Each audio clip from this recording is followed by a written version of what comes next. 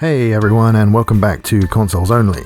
Today we're going to have a quick discussion on the Outriders demo that was released on February 25th, 2021. It includes the actual prologue mission to the main game, 4 classes to play as, and about 3 hours of quests to do. You're also able to level up your character to level 7, and you can transfer progress over to the full game when it releases on April 1st. I think the best way to do this is just to talk about everything in sections, so first we'll talk visuals and presentation. I'm playing this on a PS5 console, and for me, I think it looks pretty damn good. It's not mind-blowing, but it looks good, just decent. The character models all look really nice, and some of the environments look amazing. There always seems to be loads going on in the background. A lot of it is, of course, window dressing, but it really doesn't give you that feeling when you're actually playing and in the game. It just feels like the world going on around you, which is how it should be, really, making you feel like the place is grander than it actually is. You don't get to mess around with too much gear in the demo, but a lot of what I've picked up has looked pretty cool.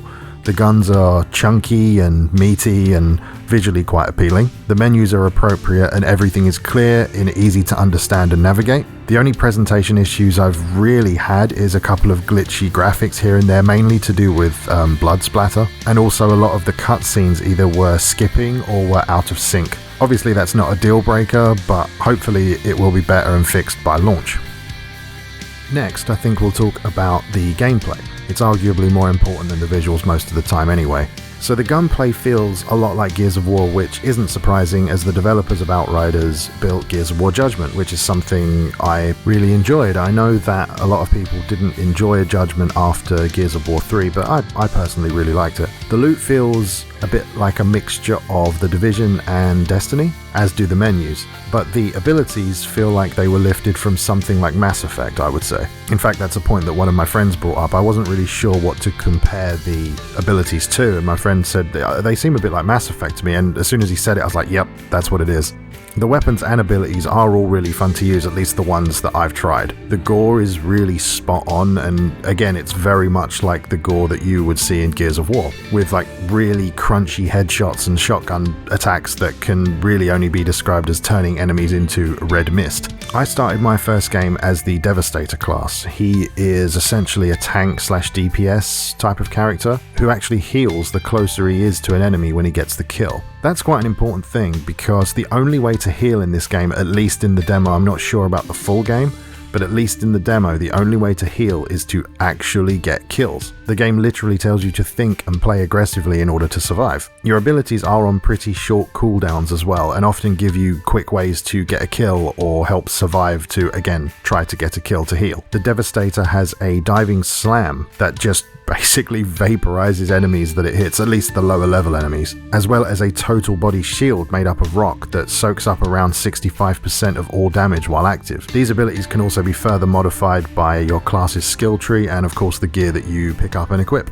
I think the moment-to-moment movement and shooting is definitely above average, at least for me, and it feels great. It's not quite as snappy and responsive as Gears of War, but it's nearly there. It does also use a cover system, but unlike Gears, you can execute a cover-to-cover movement like you would find in The Division, which is a nice feature to have. Another thing you can do is place flags around the game world in pre-designated locations, which serve as fast travel points. You do have to physically go up to one of these flags to initiate the travel though, so you can't just teleport from anywhere to a flag. It's basically a flag-to-flag transport system, but it works fine. I found the world pretty interesting to navigate through, although in the demo stuff like chests and mining locations don't seem to respawn, and that's probably because it's not a live service game. Enemies also don't respawn in specific areas unless you reactivate a side mission that occurs there. Again, it's not really a problem or anything, it just isn't a live service game, so it probably doesn't have things on timers. I would imagine that the main game is relatively linear, except for side missions obviously, but you can tackle the side stuff whenever and as many times as you want, so you can farm them for loot is what I'm guessing.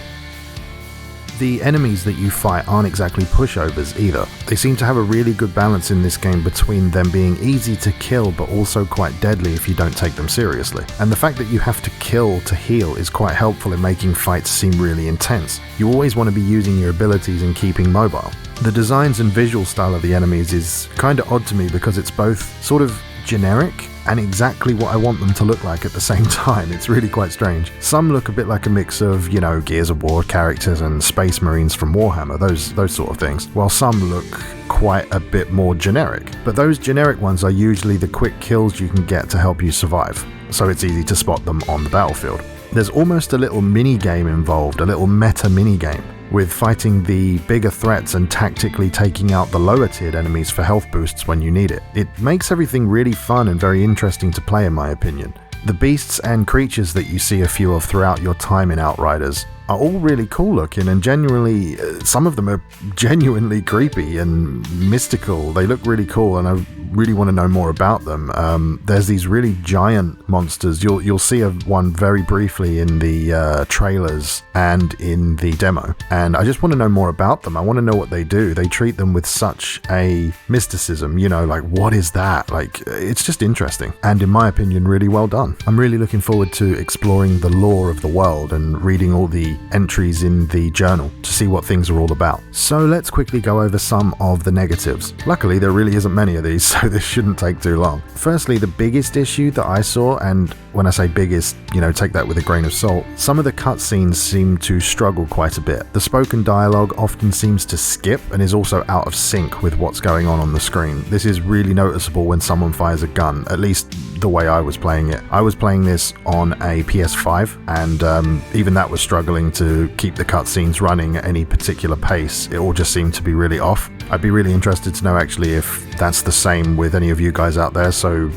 leave a comment if that's been happening to you. That'd be interesting to see. Another thing I noticed is that blood splatter seems to have a problem where it flickers on dead enemies. There's actually one cutscene where a character that you've defeated has blood sort of all over his armor, and it looks like it's moving around him like a lava lamp. It's really quite strange. I'm guessing it's just a minor graphical glitch. It's not game breaking by any means, but hopefully they can fix it. And lastly, the way that your player character moves sometimes looks a little janky. Now, don't get me wrong, the movement doesn't actually feel janky at all. It just looks a little odd occasionally, and I just think that's just how it's going to be. I don't see them really changing it very much, but that's really it for the negatives.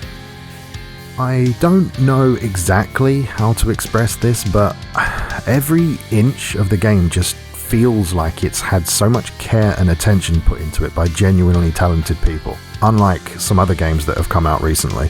When I first landed on the Outriders planet Enoch, I just had this sort of feeling that I hadn't felt in a long time, even since landing on the Halo ring in the first Halo game. And while it isn't quite that oh my god moment, the place and the people just felt real enough for me to care about what's happening to them, and that's becoming a really difficult thing to find these days, with so many games just being corporate to the core, and clearly designed by a committee or a focus tested group where it just becomes so dull that even the people making it don't give a crap about it anymore. And it's a shame, to be sure, but I have put in a pre-order for it, and I don't pre-order a lot of games, honestly, but I liked everything in this demo, so I really would recommend giving it a try. So there you go, that's my thoughts on the Outriders demo. It is available right now for free to basically anyone, all the way up till the game comes out, and doesn't require any sort of pre-order to access it, and I don't believe you need to have Xbox Live Gold or PS Plus or anything like that to get it, so why not give it a try? You've got nothing to lose.